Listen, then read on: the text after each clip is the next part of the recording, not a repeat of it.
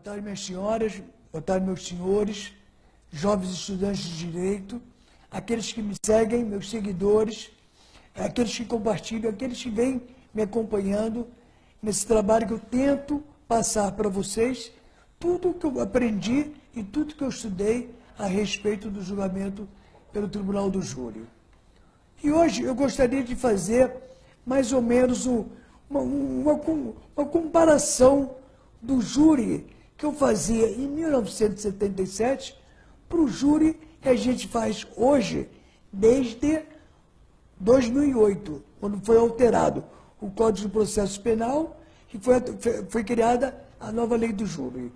Tem algumas diferenças que algumas ajudaram o advogado, outras criaram uma certa dificuldade para nós. Por exemplo, interessante, como vocês sabem, o processo do júri ele é bifásico.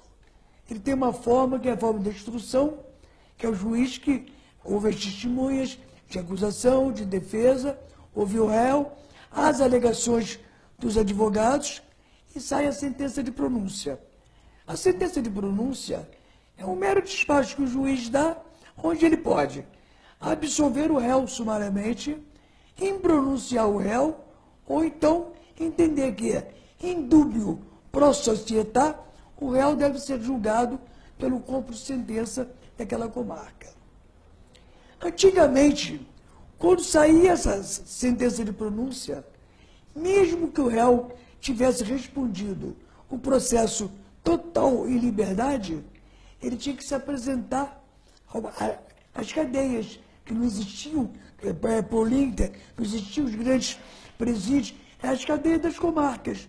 Então, o advogado, na véspera do júri, começava a função dele em apresentar o réu que ia ser julgado no dia seguinte ao delegado de polícia, e ele ficava ali, ele não ia nem para trás das grades, ele ficava nos corredores da delegacia, os familiares iam ali desejar boa sorte, levar um jantar para ele, e no dia seguinte, então, ele ia para o fórum, para a sessão de plenário.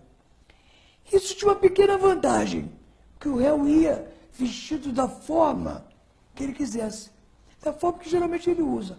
Hoje em dia, a maioria das vezes, o réu comparece em plenário com uniforme de presidiário, o que, para a figura do réu, é extremamente prejudicial.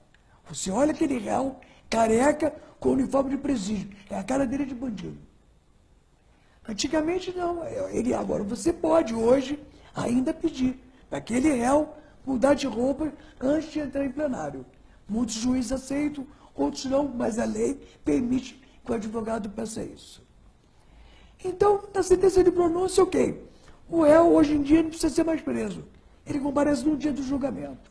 Outra coisa que tinha no júri de antigamente, na lei do júri de antigamente, é que ninguém podia ser julgado pelo tribunal do júri se não tivesse ali de corpo presente.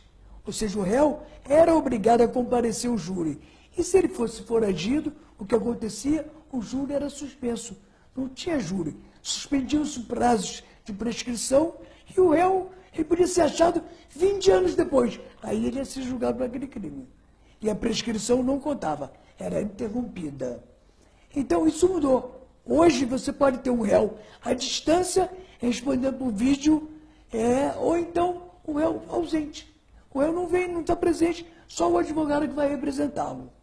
Particularmente, eu acho isso nocivo para a figura do réu, que dá a entender que ele não tem o que se defender, não tem como se defender, então ele não comparece à sessão do júri.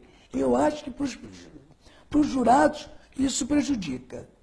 Outra coisa, por exemplo, antigamente, em todo o processo penal, e no júri também, nós tínhamos 2 peritos tendo que assinar a perícia, os laudos, que era uma vergonha. Eram 2 peritos ganhando, um só fazendo tudo e o outro só assinava. Isso também acabou. Hoje em dia, basta um perito para o processo penal ir e mesmo no júri ele funcionar e ser aceito. Eu acho que nós temos muita coisa ainda para mostrar, mas o tempo é um pouco curto. Porque mudou, leitura das peças mudou, protesto pelo novo júri mudou, o aparte mudou, muita coisa mudou nessa nova lei do júri. Me aguarde para o próximo. Gostou? Compartilhe. Gostou? Vire um seguidor. Obrigado, boa tarde.